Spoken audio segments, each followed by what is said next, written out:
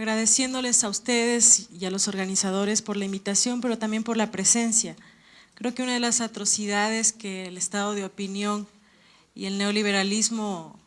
han hecho en contra de nuestra sociedad es precisamente distanciar al servicio público, a los dignatarios y a los funcionarios de la gente, del pueblo, y convertir a los políticos en productos mediáticos del marketing político, vendibles, más allá del carisma o de la propuesta que se pueda tener como fuente de legitimidad. La fuente de legitimidad en el estado de opinión sin duda es la mejor marca y el mejor producto político, y ese es quien llega a las elecciones. Entonces, los políticos generalmente no recurren a las instituciones democráticas para defender los derechos de las personas, recurren a los medios de comunicación, pero no necesariamente porque estos son los únicos espacios de denuncia, sino que son los espacios visibles para que el producto se venda. Y creo que es un tema que se tiene que cambiar y se debe cambiar en la Ley Orgánica de Comunicación. La segunda cosa que yo quisiera recoger de José Ignacio, de Ana María y de Gisela es el tema de que el sector comunitario ha sido considerado peligroso y una amenaza para la seguridad nacional durante todo el tiempo. No solamente el sector comunitario, compañeras y compañeros, yo creo que todas las personas que pensamos diferente al status quo hemos sido considerados una amenaza para la seguridad del Estado. Y además de eso, no es que lo hemos sido hasta el 2008, sino que lo seguimos siendo. De hecho, a los integrantes del Consejo de Regulación de Medios, independientemente de nuestros antecedentes o de dónde provengamos, ya nos han calificado como gobiernistas, deslegitimando el trabajo de esta institución democrática del Estado de Derecho, que puede ser un gran trabajo para desarrollar el derecho a la comunicación, no solamente a partir de la Ley de Comunicación, sino el trabajo, el desarrollo de la Constitución de la República del Ecuador, que es garantista y es una de las más avanzadas de Latinoamérica, y por qué no decirlo a lo mejor en el tema del mundo, al menos en temas de comunicación e información. Entonces, seguimos siendo peligrosos para el status quo, seguimos siendo peligrosos para el 80% de los medios de comunicación privados que tienen en sus manos frecuencias del espectro radioeléctrico, algunas de estas arrendadas y entregadas a otro tipo de personas. El día de hoy justamente se cumple el plazo para que se presenten declaraciones juramentadas alrededor de este tema. Y lógico, existen medios de comunicación privados decentes que han reconocido la necesidad de no pertenecer a poderes económicos ni fácticos y han decidido devolver la frecuencia. Es el caso de Radio Disney. Así que la audiencia de Radio Disney tendrá que escuchar a Justin Bieber y a Demi Lovato en otras emisoras, pero seguramente la frecuencia 90.5 en frecuencia modulada va a permitir que un medio de comunicación comunitario, un público o un privado, pueda desarrollar el derecho a la comunicación como derecho y como servicio público. Y bien por Radio Disney y bien por el Ecuador, que tiene esta nueva Ley Orgánica de Comunicación.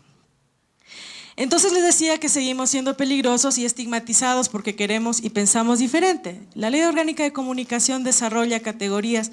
para proteger a los que piensan diferentes, para que no seamos molestados a causa de nuestras ideas y opiniones. Una de estas formas es, por ejemplo, la regulación del acoso o del linchamiento mediático, que más allá de lo que se pueda decir o los medios de comunicación social, va a permitir que por lo menos las personas que ejercemos la función pública y las personas en el sector privado, víctimas del linchamiento mediático, podamos por lo menos tener derecho a la defensa. Si no es en las instituciones democráticas, por lo menos en los medios de comunicación.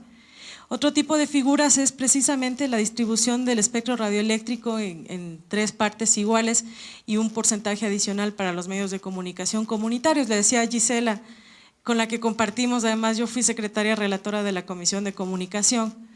y le decía a Gisela hace rato que uno de los principales logros, y creo que es el más importante de la Ley de Comunicación, es que hayamos logrado que el 33% sea para los públicos, el 33% para los privados y el 34% para los comunitarios. Hablábamos de 33.3, pero ¿cómo? El Consejo, ¿cómo vamos a hacer eso? No hay un solo matemático ni matemática en ese Consejo.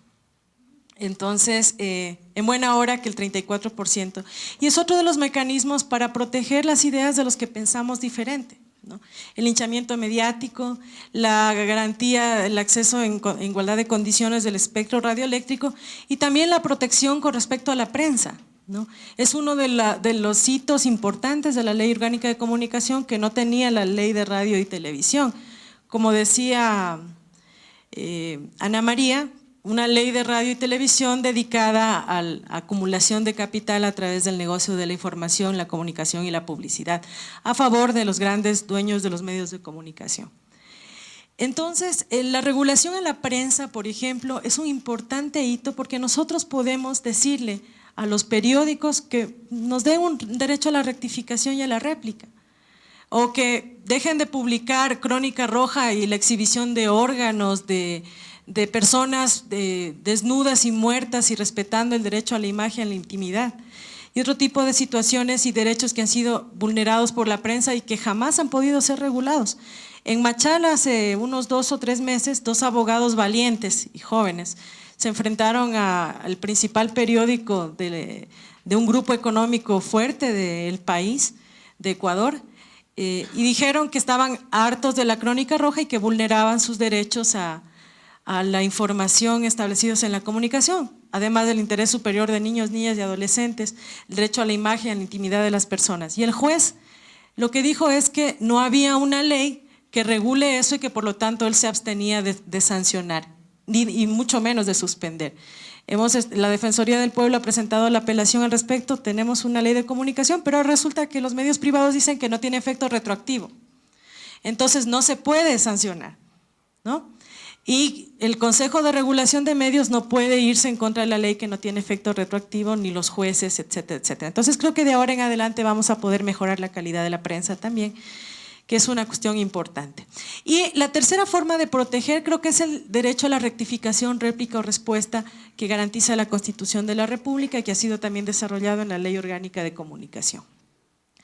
Pero siguiendo con este tema y siendo ya protegidos por la Ley Orgánica de Comunicación, seguimos siendo peligrosos y peligrosas para el status quo. Y seguimos siendo estigmatizados y siguen afirmándose enunciados de verdad que son inexactos, que no responden a la realidad de los hechos y que no responden a lo que realmente ha sucedido. Entonces, nosotros nos ponemos a pensar que en el mundo, con esto del espionaje, con esto de Edward Snowden, del propio Assange y todo lo que hemos vivido en Ecuador como protagonistas inclusive, sabemos que en el mundo estamos viviendo una guerra de cuarta generación. Y la guerra de cuarta generación que ya no se hace con las armas, lo que está logrando se hace a través de la televisión, se hace a través de la radio, a través de la publicidad, a través de los contenidos de programación y a través de las tecnologías de la comunicación y la información. Y esta guerra de cuarta generación lo que pretende es sostener un modelo económico que impera hace mucho tiempo en el mundo y que lo que pretende es posicionarse, radicalizarse y mantenerse como tal para favorecer la acumulación del capital. Y nosotros estamos en esa guerra de cuarta generación y toda la campaña de desprestigio en contra de las instituciones democráticas va por ese lado, va por el tema de deslegitimar un proceso de transformación a través de la Constitución, de los derechos fundamentales y de todas las tendencias, de todo el trabajo de radios comunitarias, de todo el trabajo de actores sociales y políticos del país de avanzada, y detener este proceso de transformación y avance para que se sigan sosteniendo privilegios como tal. Entonces, en esa lógica, más allá, creo que es importante en el país subir el nivel del debate. Aquí no se trata de personas, no se trata de los medios privados versus el presidente de la República, no se trata de un movimiento político en contra de otros movimientos políticos, no se trata del origen, los antecedentes de los miembros del Consejo de Regulación y quién va a ser el superintendente. No se trata de personas, se trata de paradigmas y debemos hablar las cosas como son. Hay dos paradigmas que se discuten en este país. El primer paradigma que defiende la cuestión liberal, decimonónica, neocolonialista de los derechos fundamentales, que lo que pretende es decir que la mejor ley es la que no existe para proteger la libertad de expresión Y el otro paradigma, que es un paradigma liberador, que es un paradigma transformador, que es un paradigma que lo que pretende es satisfacer las necesidades y los derechos de las personas y que reconoce y le dice, mirándole a los ojos al status quo, que no es suficiente la televisión privada, que no son suficientes los medios de comunicación privados, ni las radios privadas, ni la publicidad privada para vender productos, para transformar y reconocer los derechos humanos. Es que este paradigma transformador que lo reconoce, ¿no?, se contrapone al paradigma liberal decimonónico y comienza el conflicto de ideas, la lucha por el poder, la lucha de las ideas y la lucha por la transformación y la resistencia a esa transformación. Entonces este paradigma transformador que nosotros estamos llevando adelante y que se lleva adelante desde mucho tiempo atrás, 30 años atrás, y que se plasmó en la Constitución del año 2008 con un catálogo de derechos y sus instituciones para que pueda seguir funcionando y pueda seguir sosteniéndose frente al status quo, necesita una importante construcción del poder popular. Y el poder popular se construye básicamente en 3 líneas. La primera, dándole a la gente, a la ciudadanía, a las personas y al pueblo la capacidad de acción efectiva para que puedan participar y actuar con el Estado y desde el Estado democrático. La capacidad de crear en la sociedad, la capacidad de deliberar, de decidir, de traducir lo individual, lo individualista en colectivo, lo privado en público, lo disperso en una fuerza colectiva, una fuerza conjunta y unitaria de la sociedad, respetando la diversidad. Y una participación efectiva de las personas en la vida política y en la toma de decisiones y el control social de las acciones del Estado democrático. Este nuevo paradigma es el contrato social que tenemos desde el año 2008 en la Constitución de la República y que ahora se desarrolla en el ámbito de la comunicación y la información a través de la Ley Orgánica de Comunicación y el Sistema de Comunicación Social, que se compone por todos los actores del sector público, privado y comunitario, y las instituciones como el Consejo de Regulación, la normativa que podamos crear, la Superintendencia de la Comunicación y la Información, que lo que tienen que hacer es desarrollar como derecho el derecho a la comunicación y a la información, pero también desarrollar el bien público, que es la comunicación, y el servicio público, que es la comunicación. ¿Cómo? A través de normativa, pero también política pública y el financiamiento suficiente para que se pueda sostener, no solamente en función del capital, sino también en función de la misión o el rol que cumplen cada una de las instituciones sociales como los medios de comunicación para modificar patrones, para reformar la sociedad. Entonces, la construcción de esta nueva sociedad, por supuesto que pasa por decisiones económicas, pasa por un cambio de la matriz productiva, pasa por una inclusión económica y social, por una economía popular y solidaria, pero también pasa por patrones sociales y culturales, como la modificación de los patrones de comprensión de nuestra realidad, que podamos nosotros entendernos y apreciarnos como pueblos originarios, no como blancos, o sea, como podamos reconocernos como indígenas, como montubios y montubias, como mujeres, como niñas, como jóvenes, como adultas y adultos mayores. Nosotros en esta nueva sociedad que queremos debemos eliminar esos estereotipos de género y los estereotipos étnicos que incitan a la violencia, a la burla, a la discriminación, al prejuicio, al rechazo de sectores sociales inmensos e importantes de la sociedad, como las mujeres, como las personas LGBTI, como los afroecuatorianos, ¿no? Eliminar esas bromas de que blanco corriendo es atleta y negro corriendo es ladrón, ¿no? Esas bromas que se hacen en la televisión y que van en contra de los derechos de las mujeres y que denigran la condición de mujeres como tal. El sexismo, el machismo y el racismo, que son fenómenos políticos que le han hecho mucho daño a nuestras sociedades latinoamericanas. Y pasa por garantizar el derecho al acceso universal a las tecnologías, la información y la comunicación y a la distribución equitativa de medios públicos, privados y comunitarios. Finalmente, para tocar lo que José Ignacio decía, los medios de comunitarios deben ser pocos, pequeños y pobres. Bueno, depende de la sociedad que nosotros querramos construir. Si queremos una sociedad de mercado, es mejor que sigamos con el 80% de medios privados. Si queremos una sociedad de medios públicos, entonces démosle el 80% o el 20% restante a los medios públicos y oficiales. Pero si nosotros queremos una sociedad intercultural, incluyente, participativa, que podamos desarrollar comunicación en nuestra propia lengua y en nuestros propios signos, tienen que estar los tres sectores en igualdad de condiciones y fortalecerse los medios comunitarios como tal. El 34% es importante, más allá de que los medios